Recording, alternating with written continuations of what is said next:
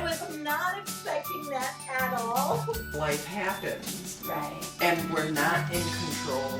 It's never about the addiction. It's about we have lost connection. If I just have these great jobs, if I have all this money, then I'll be happy. They're not living their lives how I think they should. How may I serve? Or another way to say that is, what's up? Welcome to today's Conscious Conversation. Today I am really excited. This is my son, Matthew John Henry. And today Matthew is going to connect with a conscious conversation regarding exercise, food, and meditation. It's really about living our lives from a place of functional fitness, being functional as far as the food we eat. How can we best function? And then also meditation. What does that have to do with it? And I have to tell you that for me, it's really an exciting exploration to do this with my son. Matthew has always been the kid loving the playground, showing up in life so fully. He graduated from Iowa State University with a degree in communication, went on to continue his education exploring writing, and then really found his love of exercise and turned it into an experience of passion.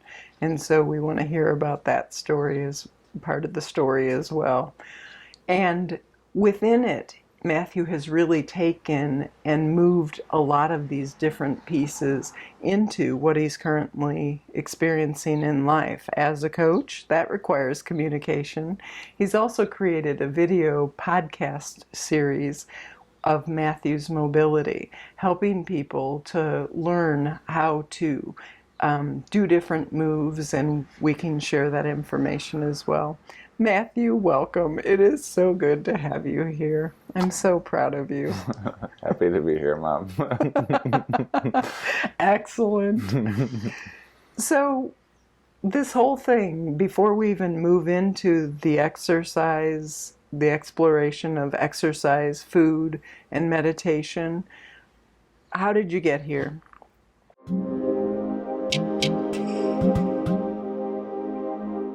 I started my continuing education at graduate school for creative writing, and I figured out I was pretty sick of school.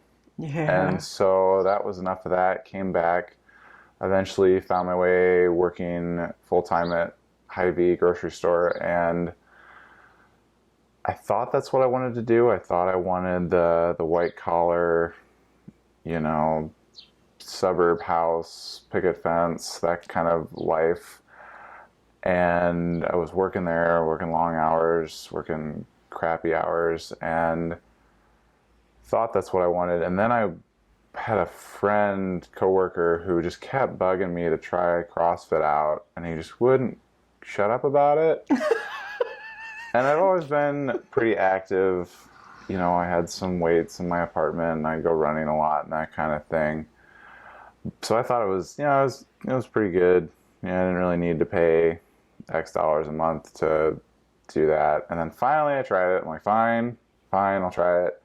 And it kicked my butt, and I loved it. It was just a much different way of working out than I was used to. It was just the community and the atmosphere of it was just a lot of fun. So I started doing that, really got into that. And then I thought that I wanted to get a little further into it because I was just enjoying it so much. So I thought I'd try out their level 1 seminar that they offer. It's a weekend deal that they do all over the country. And there was one that just lined up. I had some time off. I'd requested off for vacation.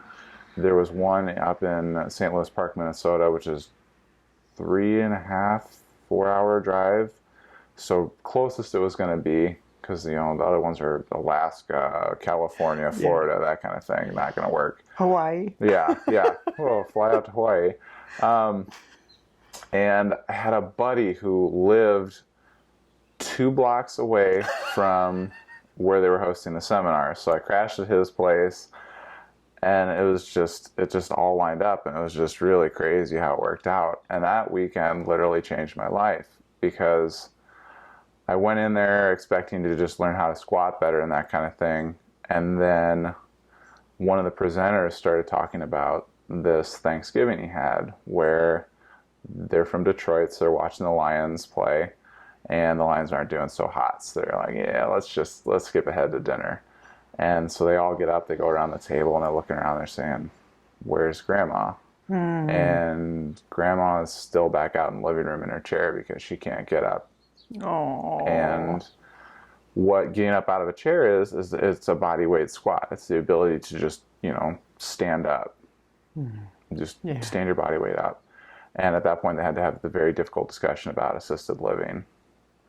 And that just really hit home to me as far as how good we are as a society at increasing lifespan with drugs and that kind of thing, but not necessarily good at increasing the quality of that life, increasing the health span of those same lives. So, you've got nursing homes where people are just stuck in chairs and they're slumped over and they can't go to the bathroom by themselves. They can't go up and down stairs. They can't play with their grandkids, and that's not right, And so if I'm going to live longer, I want to be able to be independent as long as possible. So and not just CrossFit, but many movement practices have to offer is just increasing our baseline of health and fitness, so that as we age, as we get older and our bodies start to get a little weaker, that kind of thing, our baseline is high enough that we can still move our body weight up a staircase, or we can still stand up out of a saggy couch or off a toilet, that kind of thing, and still run around and play with the little grandkids. Absolutely. I love that you're equating what you're doing along with the quality of life, because quality over quantity is such a delight. And that even equates to being present in our life and bringing mindfulness and loving kindness into our life. And I also appreciate how you're talking about, as you're coaching people, really who you are and what you bring to it is it feeds you to serve other people. So here you are experiencing the giving and the receiving are one in truth. And that's just such a beautiful balance, that it can make you so happy to make a difference in somebody's lives. Absolutely. And I'm so happy that I found a way that I can connect with, to share with others and to help others. Absolutely. Because a lot of the traditional ways don't necessarily speak to me in the same capacity, and this is something that I feel that I'm knowledgeable about, and that I can help others down along the same path. Absolutely.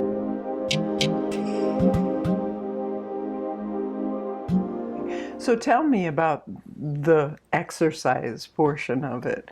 You touched already on why exercise, functional fitness, so you can increase the quality of your life. But tell us about the exercise component.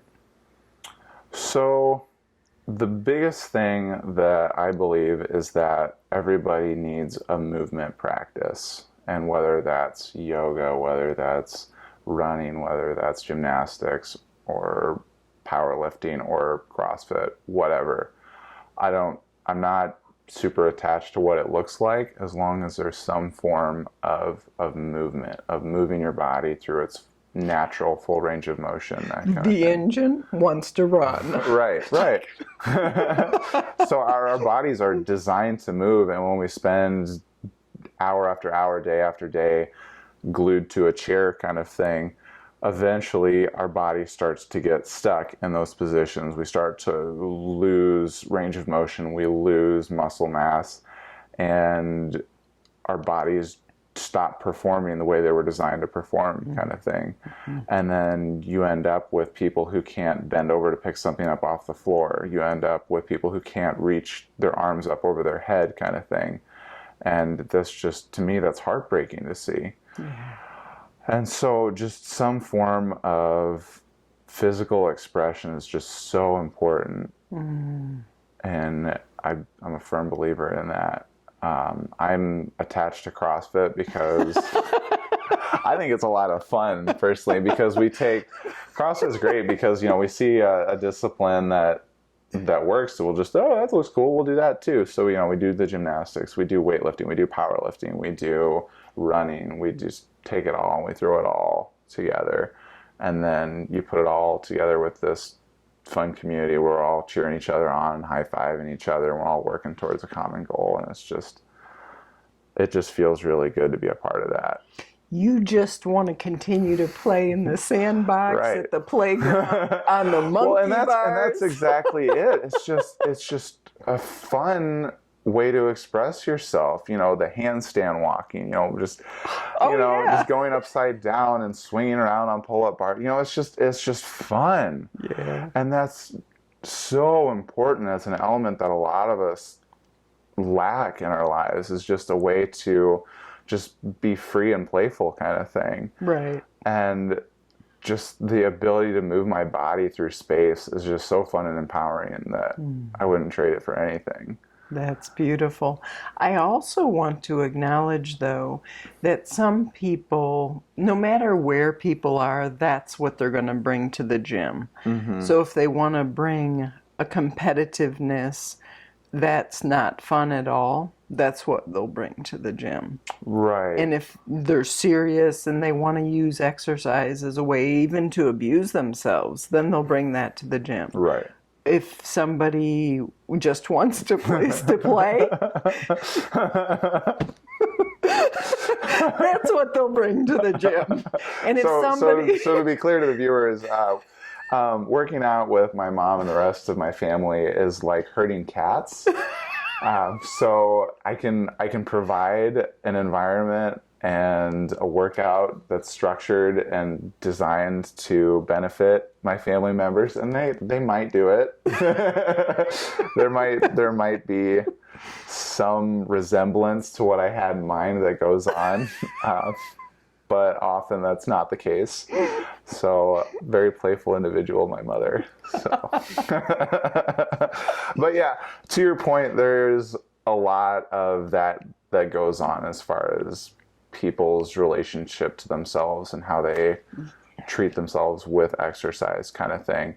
Now, that being said, all things given equal, if someone's going to abuse themselves, they're going to do it with or without exercise. So I'd rather them exercise.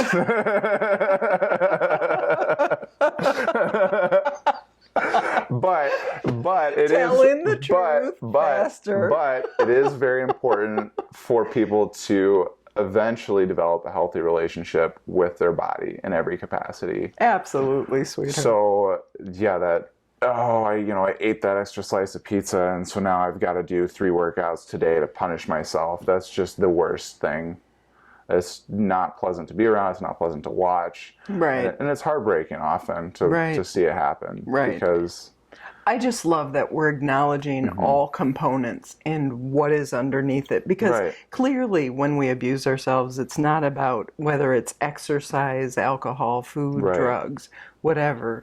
But I want to acknowledge all sides of it. So it's like, what are we bringing to it? Not just the engine should run. Right. I mean, and then that's what I've been saying as far as just bringing that playful component to it is just so important. And if we just do it just to grind and, I've got to be fit, I've got to be fit, I've got to be fit, and you lose sight of why, I think we're missing a big component of it. Absolutely. I agree. That's awesome. Thank you. Right. Is there anything else about the exercise of it that you want to explore at this time before we move on?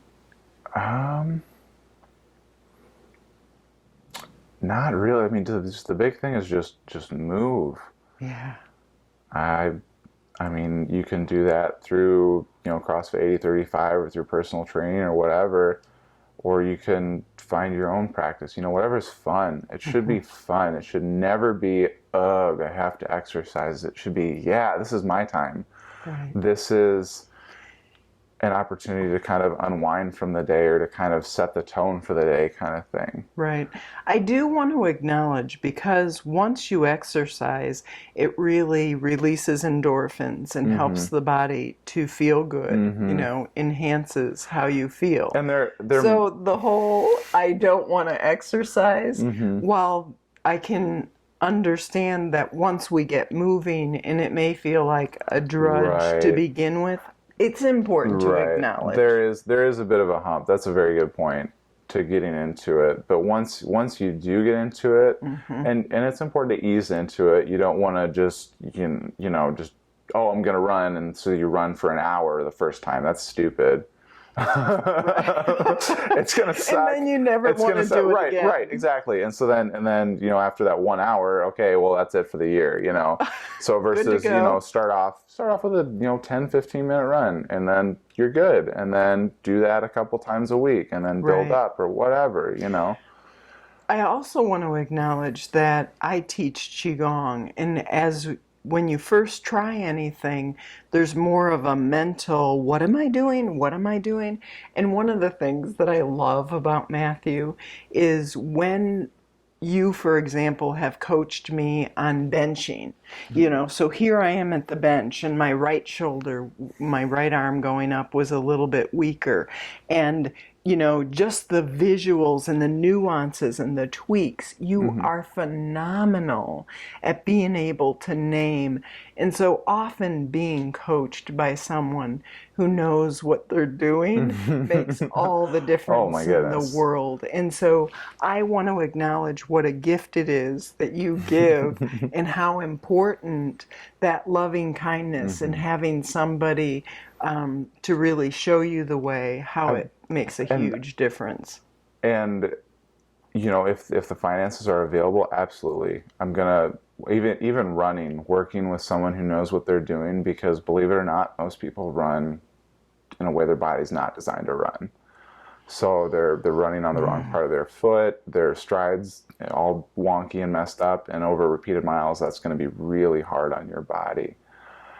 And so if you have any opportunity to work with someone who's more knowledgeable than you are, absolutely jump on that. Is going to be my recommendation. Or even doing research on the internet, which not all of it is good information. Well, the trick is knowing what is the good information and that kind of thing. That's really tricky, because there's so many Facebook articles and stuff that are not quality at all, and can give a lot of bad advice out there. So I would really recommend finding someone who knows what they're doing. And it's more motivating, it's more fun to be around someone else, that sense of community, if at all possible, like a yoga class or a fitness class, something like that makes it a lot easier to get into the habit of that movement practice. Absolutely. The guidance can go a long way. Excellent.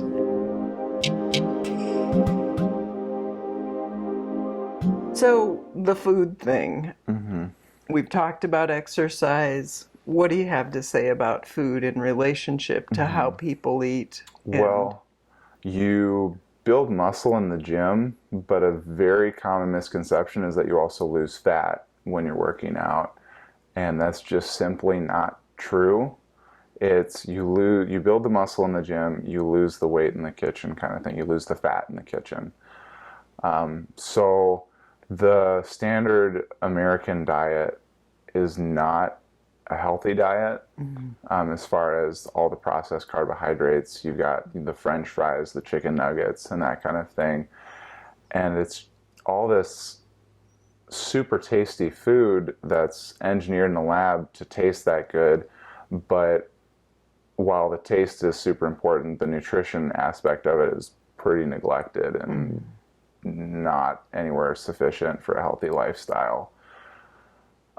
So it's kind of a bit of a hump to get onto a healthy eating habit if you're not used to it, just because there is something of a social cost even to eat that healthy. Because if you go out to eat and you want to eat healthy, well, do you want a pork tenderloin that's breaded with French fries, so you can get some carbs, some protein, and some carbs kind of thing. And we're missing healthy fats from our diets. You know, where can I get an avocado? Where can I get some olive oil? Where can I get some coconut oil? That kind of thing. Not all fats are created equal. Right. Can you talk a little bit more about that? I mean, you're starting to address it. I mean, the nutrition rabbit hole is pretty deep, and we can go way down that. But just a brief overview. Most foods are can be broken into 3 macronutrient groups. So you've got protein, carbohydrate, and then fats.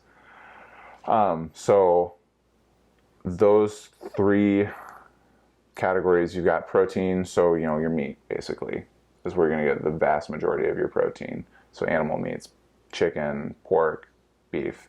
Then you've got carbohydrates. So you've got your starches, you know, potatoes, yams, that kind of thing. You've got grains, you've got leafy green vegetables, fruits, that kind of thing, carbohydrates. And then finally you've got your fats. So you've got your butter, your coconut oil, avocado, that kind of thing.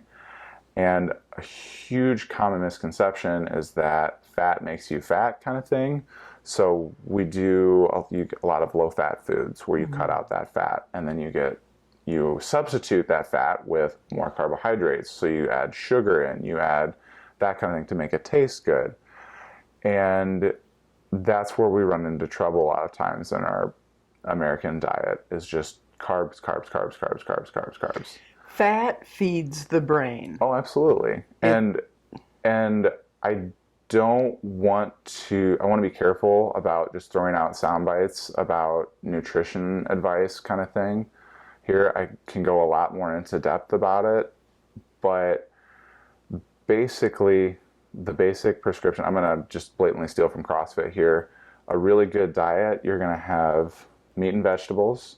You're going to have nuts and seeds. So throw in some almonds, some sunflower seeds, that kind of thing. You're going to have some fruit, not as much as vegetables, because fruits have sugar in it. It's natural sugar, but it's still sugar. Then you're going to get some starch, so maybe some yams or potatoes, that kind of thing. And then no refined sugar, ideally. Now, that being said, we want a healthy relationship to food, just like we want a healthy relationship to exercise. And this is the spiel I give to all the people I bring into the gym when talking about nutrition is you want to eat that way most of the time, but you want to be a human being. So if it's your birthday and you want a piece of cake, have a piece of cake, and it's okay. Yeah. You know? Absolutely. So it's being mindful, and then, you know, every now and then eat that piece of cake guilt-free. You know what? If you work hard most of the time and you take care of yourself most of the time, take care of yourself mentally too. Absolutely.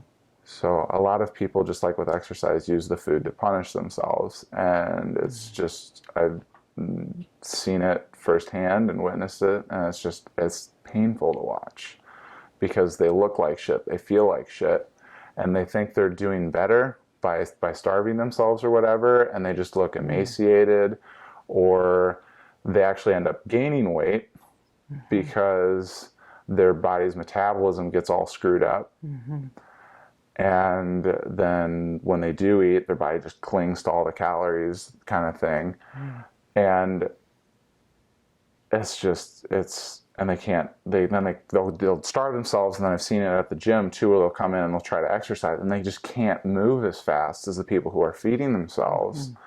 And it just hurts to watch that, and it's so painful. And so it's just so important to develop that healthy relationship to food. Absolutely. So when thinking about a diet or whatever, it's more important to consider it a lifestyle. Right.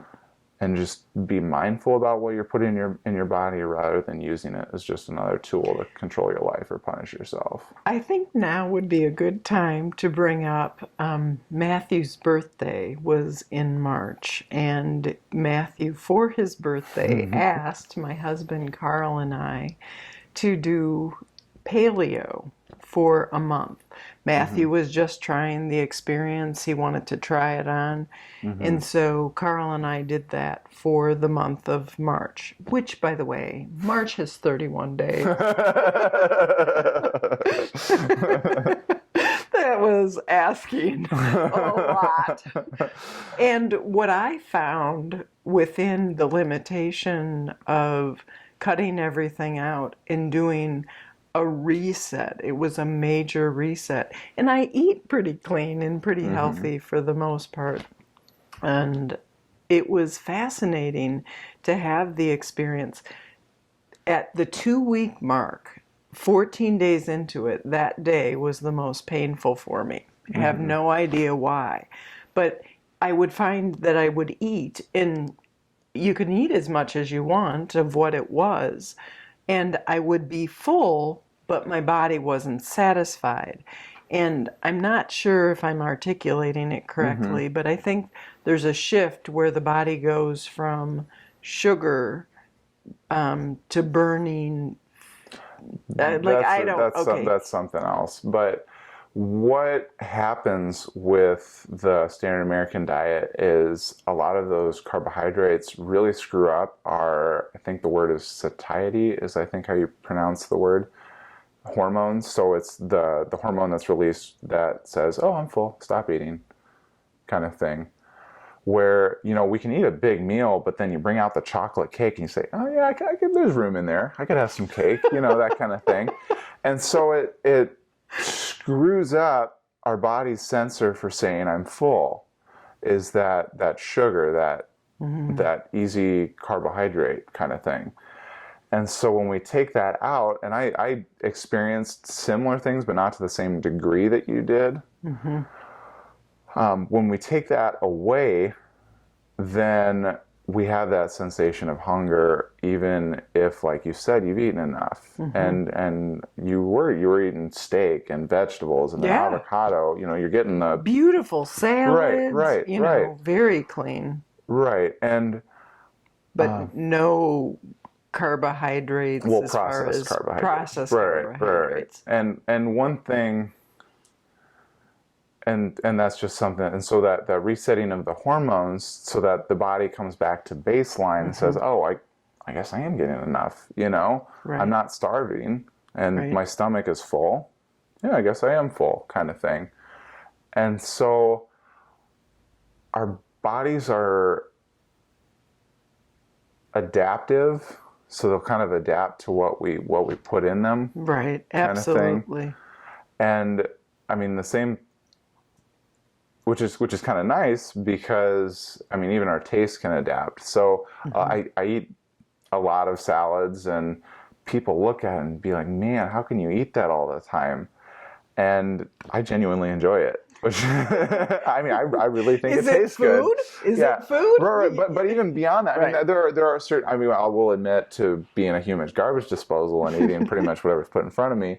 But that's not true. Well, you won't eat anything. Okay, but I'm picky about what I let in front of me. The quality. Right. I'm picky about what makes up the food, not necessarily the taste. Right. Kind of thing. You don't want it processed. Right. You don't want it. Right. So the taste, as long as it's edible, I'll eat it. But I genuinely enjoy salads. I genuinely enjoy. I love them. And people don't get it. But the thing is once you've been feeding your body that for a while, you crave it, and your taste change. This is the piece of all of this. If we are in a place of disconnect, we'll crave that which keeps us disconnected. If we're in a place of alignment, we'll crave that which keeps us aligned. So if we're not eating the processed food. So one of the things that I've found is when I eat clean, which is what my body most prefers, I crave clean food. Right. And then often when I don't eat clean, not to be obsessive about it, but when I don't eat clean, then my body doesn't like it. It doesn't feel as good. Right. And I want the food that I'm eating that isn't quality to taste better than it does. And so our body does adapt. And so there is a transition time. And I want to acknowledge that transition time isn't always comfortable. No, it's not. It's like, wait. Well, I mean, it's just like any change.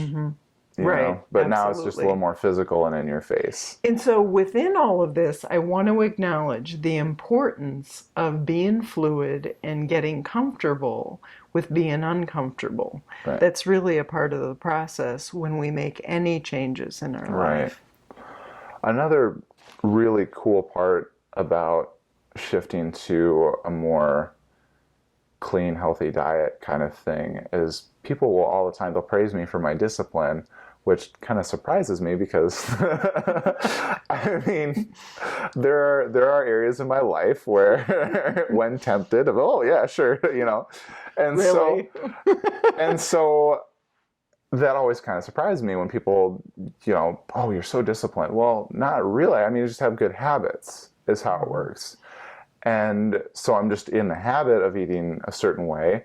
And then, like you were saying, I crave those foods. And it genuinely doesn't sound good to me to have a donut because I know how I feel afterwards. I know. And I want that. I used to love donuts. I used to love Thanksgiving. I used to fantasize about Thanksgiving about a month out and just, okay, we're going to have 2 different pies. We're going to have all these desserts. And we're just so many foods that I'm just going to binge on and just stuff in my face. It's a 24-hour feast. And now it appeals to me because of the family aspect, and I still really enjoy Thanksgiving, but it's depressing. I don't enjoy those foods that I used to love. I think about those pies and I just get kind of sad.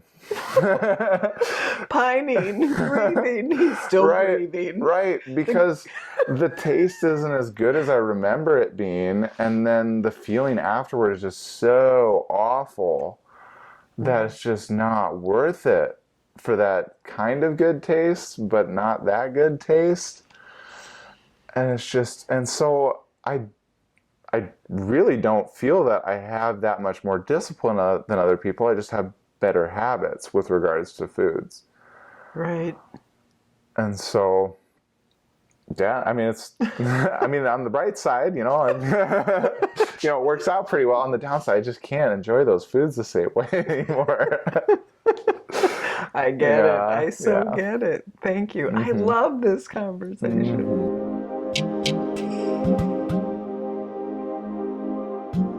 So, meditation. Why bother? And I want to share that as a mother, and I've had a meditation practice for years with energy work and what I do, intuitive counseling. It's just been a mainstay because of all the ways that it has helped me to be present in my life and making shifts and how can I most effectively be me and step into being comfortable in my own skin? How can I do that? Meditation for me has been a very big component of that. And being able to clear, transform, and shift and let go of that which no longer serves, that whole thing.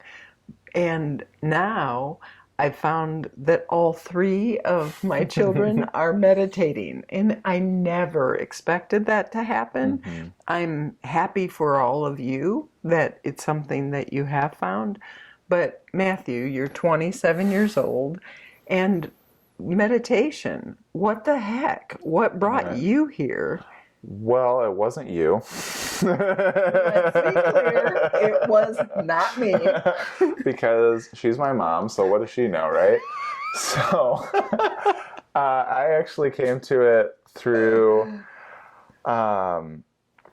there's a podcast, I listen to a lot of podcasts, and one of the big ones I listen to is the Tim Ferriss show. Yes. And what he does is he interviews successful people, and that can be anything from chess prodigies to entrepreneurs to power lifters and on and on and on, and just successful any area of life. And he tries to break down what makes them successful in those interviews, kind of thing. And one insanely common thread between all these people is meditation, a meditation practice, that introspection, looking in at one's life and saying, where am I? What am I feeling? What blocks do I have? And that kind of thing.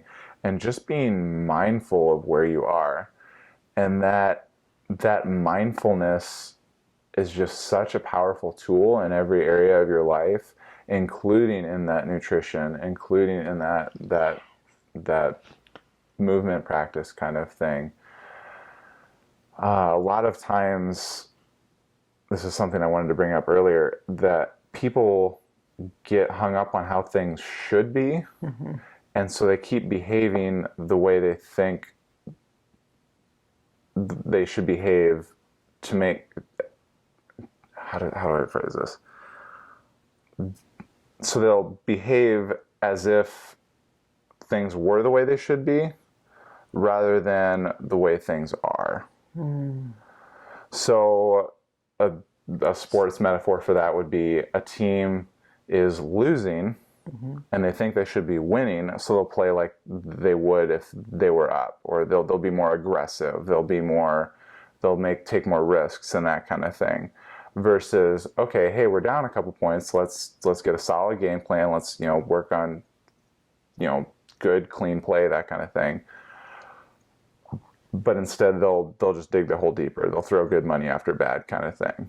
And bringing awareness to your situation can just be so powerful. You can say, okay, no, this isn't the way I want it to be, but it is the way it is, and you act accordingly, kind of thing. And it's just, I've only been doing it for a few months now. I've just started very recently. Right. There's a really cool app called Headspace. It's free out there, 10 days. Really cool app and really accessible, easy to get into. And since I started doing it regularly, I've just found moments where I can just be, and I don't have to, my brain doesn't have to just, nonstop thinking, and I can just kind of quiet, and I can be more attentive to other people. I can just kind of, okay, no, I'm not going to be planning what I'm going to be doing with my next client, or I'm not going to be planning my next class. I'm going to be here with this person, and that component is delicious. I have noticed, here you are, my beautiful son, and I've found since you've begun your meditation practice that you can be more present with me, and it just melts my heart. Well, I just don't get bored as easily. Say more about that. Well, just, before I just craved stimulus. If there wasn't something going on, I got bored. I needed something to do. I needed to be thinking about something. And I could never just be happy just, sitting and just kind of enjoying being with another person, or, hearing the birds in the background kind of thing, and the breeze blowing through the leaves. And it just was never enough. Wow. And so just that stimulus, I needed something. I needed, a screen. I needed, Facebook or whatever. And this has just kind of slowed things down and said, what is that really doing for you? Mm-hmm. Are you really actually getting anything out of that? Mm-hmm. And, why not enjoy what's in front of you? Excellent. And that truly is presence. Right. And I'm not, 2 months in, I'm a master. But no. And so it's just, even just 2 months in, just seeing how far I've come and seeing how much further there is to go is just really exciting on both ends. Absolutely. It looks really good on you. So it's definitely something I would recommend to everybody. And everybody thinks, I don't have time. Well, 10 minutes a day isn't really a lot of time to just sit for 10 minutes a day. and just zero expectation about how it goes, and just start that practice of. How is it the saying that if, 10 minutes a day for meditation, unless you don't have time, and then it's an hour. But I guarantee that most people could find 10 minutes in their day, whether it's spending 10 minutes a day less on Facebook, or, watch one less cat video, or whatever it is, There's just taking that time feels so good. And even when I started actually back either early February or January, and then I kind of fell off the wagon because there were some days that I was in a hurry and I had to get out. And I thought, oh, I'm good. I started to see progress and I started to feel better. So I thought, oh, I'm good. I'll just skip today and come back to it. And then, I gotta go. And I just found that I ended up just right back in my old place. And so coming back to it, even today, when I woke up, I was kind of in a rush and was running a little late for the conversation today, but I still took the time to meditate before I came. And so I was rushing so I would have that time to meditate, kind of thing, before I came over. And I'm so glad I did. It's just a way to get centered and just slow myself down and get more focused. And it's just, the benefits have just been so good. I've just been able to be happy with where I am in so many situations. It makes a world of difference to everything. Right. That's just so beautiful to hear you. And that's not even with this, crazy meditation retreat where I'm, meditating 10 hours a day or anything. And, I've been doing this. Are you going to try that? Not in the near future. Maybe someday. I'm kind of fascinated. Yeah. But I'm kind of I remember terrified. The very first meditation retreat that I went, that was a silent retreat. It was a 1-day silent meditation retreat. I thought I'd lose my mind. Like, what? Me not talk? For a day. Right. So, and it would depend, because I've heard of some that, you got to eat a strict vegan diet while you're here or whatever, and that's dumb. That's not going to happen. So, you're so accepting. Right. I mean, everybody is where they are, but I'm going to eat meat. Because that works for you, and that's perfect. Right. Absolutely. So, and I do have a lot of scientific reasons behind eating that meat. Right. And not like I actually did the vegetarian thing for... flexitarian. No, I was really? actually vegetarian for 2, 3, maybe 4 years. And then I found it wasn't working for me. I didn't have the energy. My body wasn't getting fed. Right. It wasn't okay. Right. And it was really about the way I felt. Right. And I needed to stop for me. There are people who can do very well on that kind of thing. But Right. I just, for myself and for a large portion of the population, just...